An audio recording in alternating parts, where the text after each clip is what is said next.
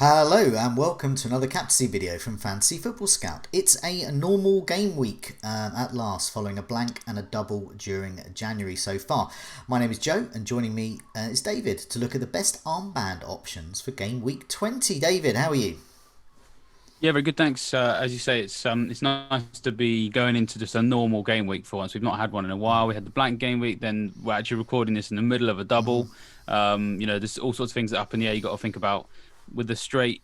What looks to be like a straight De Bruyne versus Fernandes debate. It's some welcome familiarity after quite a lot of upheaval. Definitely, yes. So this week, Liverpool against Spurs. So that's quite a hard to call encounter, and for me anyway, that does discount some of the Liverpool and Spurs assets for the captaincy. But it looks like once again the captaincy could be a tale of those two premium midfielders from Manchester that we've been relying on so much this season already, and indeed last season. Kevin De Bruyne takes on West Brom, looks a great captaincy shout. Meanwhile, Bruno Fernandes is at home to another relegation candidate team, Sheffield United. Both of them look best matchups this week. So I've got some stats I'll put up on the screen highlighting Kevin De Bruyne and Bruno Fernandes. I've also put some stats on for Sterling and Rashford. Now, also for the benefit of the podcast listeners, these are for the last four matches. And I've also compiled these prior to the second set of matches in game week 19. So I've got some other stats coming up about so-called whipping boys and expected goals conceded, all those types of stats. But all of these were compiled before the second set of matches. So there's some kind of uniformity there. So I just wanted to say, for these, looking at big chances in total, Kevin De Bruyne is top with 5 over the last 4, Bruno Fernandes with 3, Sterling with 2, and Rashford with none. And that plays out in expected goal involvement. Kevin De Bruyne well over 3 goals he was expected to score. Fernandes around 3, so he's performing as par. Kevin De Bruyne, arguably in terms of big chances, is not sort of translating in that to that goal involvement. Sterling with 2 big chances, expected goal involvement just over nearly 3 really, 2.7, and Rashford hardly anything. So he scored a goal, he's had an assist. So Rashford's returns arguably could count himself slightly lucky in comparison to some of these others. And just drawing out another stat there in terms of chances created: De Bruyne 11, Fernandes 10, and then low down Sterling with 4, Rashford with 1. So for me, it shows that Kevin De Bruyne and Fernandes look the key assets. But David, which one for the captaincy? Yeah, it's always a tricky choice, and especially when we definitely feel right now like they haven't quite hit the heights that we're used to or that we're looking for. I mean, obviously, I've said that before. The games on Wednesday night, they made double figure haul in those games, so completely discount that if that's what happened. But at least at the time of Yeah. recording, that element was there. It's a bit weird, like with Fernandes, for example. He's blanked in two. Like 2 of his last 3 away matches against Burnley and against Liverpool. Which is unlike him. Normally does quite well on the road. De Bruyne, it's just the 6 points against 6 or 7 points against Crystal Palace, and we'd be hoping for more there as well. So it's a little bit annoying because I feel like a lot of these numbers we've discussed, these two players haven't quite converted that into as explosive a return as we'd like. So the key thing for me that just kind of makes this whole thing just a little bit annoying when we're looking at these two is their goal conversion rates in the last 4 has been quite poor. So Fernandes 6.3%, but De Bruyne is only 6.7. And a lot of the players that have had similar numbers of big chances in them in the league recently have much higher conversion rates. So even Tammy Abraham, his goal conversion rate is 37.5%, Aubameyang 16%, Lacazette 37%, El Ghazi 22%, Son, who's actually had more big chances than De Bruyne. Son's top of the league for big chances in the last 4, 11% goal conversion. So it's not amazing, but still better. Tricky fixture for Son, of course. So for me, I think the big deciding factor between these two players is probably assist potential. Okay. Just simply because right now I can't really trust these two to score outside of a penalty, and you can't always rely on those. So if we're asking which one, you can't really use penalties to differentiate, in my opinion. So then when we look at De Bruyne's assist potential, I think it is. I think it's better than Fernandes, because over the last four we've had Fernandes has played 10 key passes but no big chances created. Okay. De Bruyne has created a similar number of chances, 11, but four of those have been big chances, and so then that's a massive swing towards De Bruyne in terms of expected assists. So for me, that's why I'd probably be looking at De Bruyne based on the form. But also, I feel more comfortable captaining someone away at West Brom than at home to Sheffield United, especially because we know that Man United have kind of laboured a little bit at home recently. Interestingly enough, Fernandes has actually done better at home than he has away recently, which is somewhat ironic. 17 points against Leeds, 6 against Wolves, 10 against Villa. But when you look at those around him, Rashford is a shadow of his away self when he's at home. Martial again is just, I don't really know what's going on with him, and Cavani hasn't added the goals that we'd expect, but he's added some grit to the attack, which is quite nice, but he's not banging in goals left, right and centre. So and also Sheffield United, I feel like will feel less shameless trying to just get behind everything as the away team, whereas West Brom are actually starting to kind of come out of their shells a little bit under Big Sam. They've scored 3 goals at Wolves. They've scored against West Ham as well. So 4 goals in their last 2 is not bad for them anyway. And it being a home game, I just kind of feel that setup, it kind of favours Man City anyway. So then if I feel like De Bruyne, with those exciting assets around him, has better assist potential as a player, better assist potential because of his colleagues, for me, the scales are tipped towards him. Yeah, I mean, I don't have him in my team at the moment, but I am aiming to get him in, and I probably will captain him. I think him and Fernandes are the standouts, but I think you're right. I think De Bruyne just shades it, not just in terms of that breadth of points with the goals and the assists and that heightened assist potential, but it's just the opposition as well. Sheffield United is still poor, and West Brom, despite looking better, are still poor. So this is, I'll bring up some other stats actually. So what we've got here is a couple of tables. One of those players over the last 4 matches, stress this is prior to the second set of games in game week 19, and as you said, Son is at top with big chances, big chances total. He's had 6, so that underlines his potential if he had a favourable fixture as well. Unfortunately, he plays Liverpool this time around, but we'll come back to that in a sec, because that's got some other names there for perhaps other captaincy shouts. But the interesting one is the big chances conceded table I've got up here, which is once again for the last 4 matches they have played, when I compiled this yesterday. So we got West Brom top, they're still 11, so they're still over their last 4 matches. What's happening with Sam Allardyce coming in, supposed focus on defence, is not translating yet in those underlying stats over the last 4 matches. And we see Sheffield United are quite low down there. I know their opposition has been, they've had the likes of Newcastle in there, but they've only conceded 5 big chances and they've conceded 6 goals. So in a way, they've been slightly unlucky. And West Brom are sort of par for the course, really. Conceded 11 big chances, conceded 12 goals. So that says to me, if I'm deciding between the two at the moment, Kevin De Bruyne would probably just swing it there. But of course, there are other options for the armband. Let's look at these fixtures. So looking at the fixtures, we've got Palace against West Ham. I think Antonio is a shout there. Newcastle against Leeds. I mean, Newcastle are proper bad at the moment. Leeds happen to bring a ploughed field with them for their last match against Brighton, but they're away this time at the lovely St James's Park, so hopefully that pitch is in better condition to suit Leeds' play. I think Bamford could be a shout, not compared to De Bruyne, but just looking down the list of the fixtures that are taking place, any other fixtures that sort of spring out, and any other sort of potential captaincy candidates? Yeah, well, I mean, when I was looking through the preparation for this, Bamford was one that stuck out to me because, Newcastle have kind of been defending badly anyway, but I think one key thing that has happened with them recently is Steve Bruce he's had his big expletive-ridden rant about his team, and said, right, the gloves are off. We're going to do it my way now, Right. and played this 4-4-2, supposedly more attacking lineup against Arsenal. And I think in his defence, I think it was more attacking because he did select three forwards. It Yeah. just so happens that it's not very good. But either way, he's not. It looks like he's less interested in this back five because I think he got in trouble because he played a 5-4-1 against Sheffield United, which Yeah. seems a bit defeatist to Little even the bit. most conservative managers.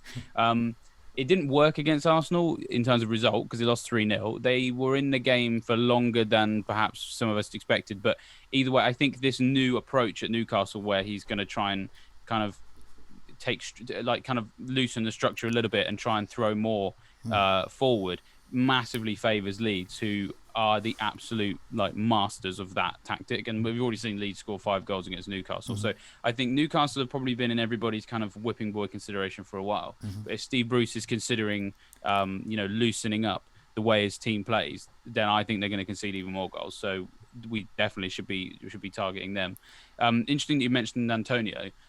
Crystal Palace's defence has been really bad, hasn't it, over the last sort of maybe 15 game weeks? But in the last 2 or 3, since they made a couple of changes, we've got an article on site about this at the moment, actually, just analysing what they've done over the last few games. Mitchell coming back in seems to have shored them up a bit, and Tompkins coming back in.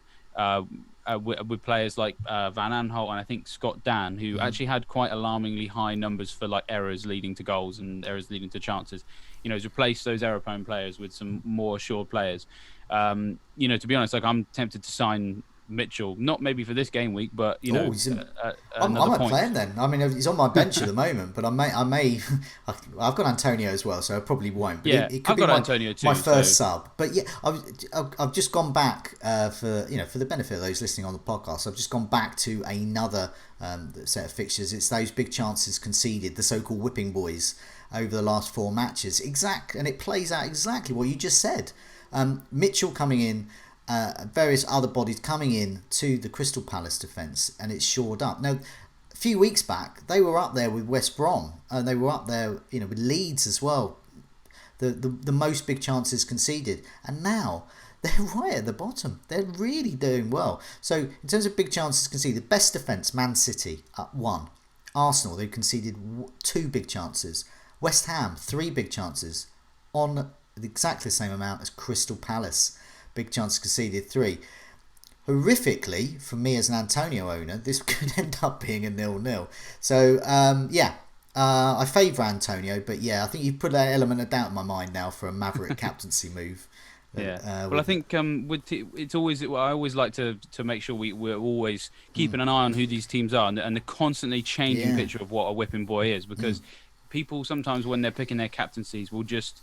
And I'm guilty of it too. I've done it before as well, where you just look at a badge and you go, oh, well, they suck. I've seen them get absolutely trounced. So, we saw it last season with Villa. I think Villa are the best example of this.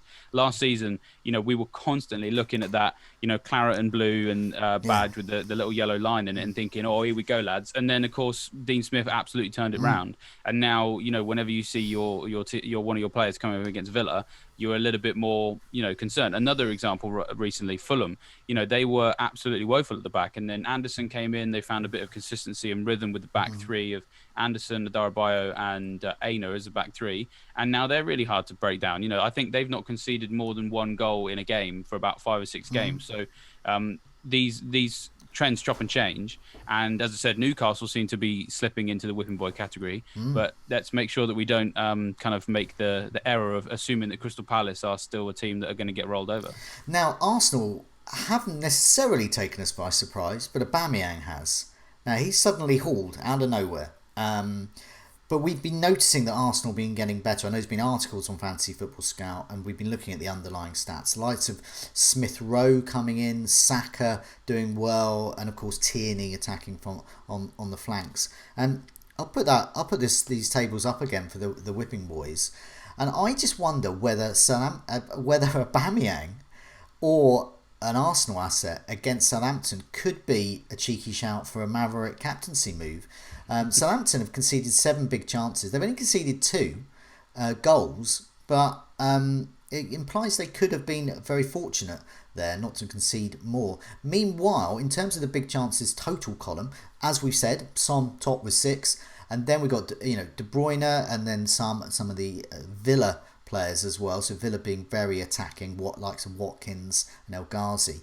And then you move down the list in terms of big chances total, 4. Aubameyang has had 4. He's expected to be involved in 3 goals. Now we've been looking at Aubameyang's stats all across the season. This is his expected goal involvement over 4 matches has been something like half a goal if he was lucky. Now he's edging up towards 3 goals over 4 matches. That interests me. Lacazette there, same 4 big chances. So I don't know, what is that, 2 Maverick? Arsenal against Southampton? I think it might be a little bit. I think Aubameyang's benefited in the last game from Newcastle's defence overstretching itself. I think we all know there's a good player in there somewhere with Aubameyang. I'm not going to say that there isn't. One thing I have said like almost consistently since he came here is I've never trusted him. No. It feels like a while since I've said that because I feel like if anything that proved me right because he went on a massive long run where he was completely useless. But yeah, there is improvement now. It's not, but I don't think it's quite as simple as like he's back because he's had since Smith Rowe came in the team. They've created considerably more chances. Their goals per game. I think in between the first 15 game weeks of the season, their goals per game was like less than 1 goal. Yeah. And since Smith Rowe joined the team, it's 2.2 goals per game. So the team is considerably more supercharged when he's in the team because they just didn't have a number 10. Now they do. That's good news. It means that Aubameyang is getting more chances. So his between not having Smith Rowe and having Smith Rowe, Aubameyang's shots per game has gone has risen from 1.5 to 2.3. Big chances has gone from 0.2 to 1. So he's getting 1 big chance a game. But the one thing that hasn't improved as much as I'd hope is shots on target. So his shots on target per game has risen from 0.8 to 1.2. So it's a small improvement. But when we look at the other Arsenal players that are available, Saka and Lacazette have had more shots on target since Smith Rowe came in the team than Aubameyang. And Saka and Lacazette have created considerably more chances than Aubameyang. So, if you're sat there trying to assess, if you're trying to assess which Arsenal player should I own right now because they're looking really good, even though Lacazette's a forward, he's created 4 or 5 chances. Aubameyang's not created any. So he has better kind of spread of points available, like we talked with De Bruyne, than Aubameyang, and he's cheaper. And exactly the same about Saka, who's 5.3 million. He's created more chances than anyone in the team since Smith Rowe came, other than Smith Rowe. But he shoots a lot more than Smith Rowe and is second among Arsenal players for shots on target. So, Aubameyang looks very nice. He's a very sort of big name pick. But, it's quite hard, I think, for me to sit here and say, like, let's lump on him now, when actually Saka just remove the prices. He's the better option. Yeah. Throw the prices in, he gets even better. So, that's my take on the Arsenal players. And if you want a little bit more, there's an article on site right now great about stuff. the Great Arsenal stuff. attack. So, Just looking at the other fixtures, anything else spring out in terms of captaincy? I mean, we are at borderline barrel scraping time, so probably time to end soon. But just wondered if there was any others that might have missed. Yeah, I mean, I think the Spurs players will probably punish us as they usually do, right? We usually overlook them and then they get something. Yeah. I'm sure that will happen. The only other thing I think is just Leicester away at Everton. Everton, I've had a break, so maybe that gives them time to regroup. But this isn't really, I'm not really picking this based on it being Everton. I'm just picking it based on the fact that Leicester look really, really good. Maddison's got 7.8 points per game in his last 4. Harvey Barnes, I think, has returned in each of his last 4. Vardy's not done too well in the last 4, but there's been lots of home games. Yeah, he's now got 3 away games in his next 4. And he was so close to getting maybe something in the double game week. It doesn't always show up in the stats. He's always just that inch away from. Weirdly, it did show up in the stats. That first match, he had the most shots on target of any player of that round of matches, which is quite rare for Vardy because usually he gets like a couple of goals and he has a couple of shots. But this was 7 and 7 shots on target. Was it 7 shots on target? 7 shots in the box. It was the top metric, and it was just very unfortunate. I mean, I watched a lot of the highlights of the game, and there was a scuff shot, and he wasn't quite as sharp.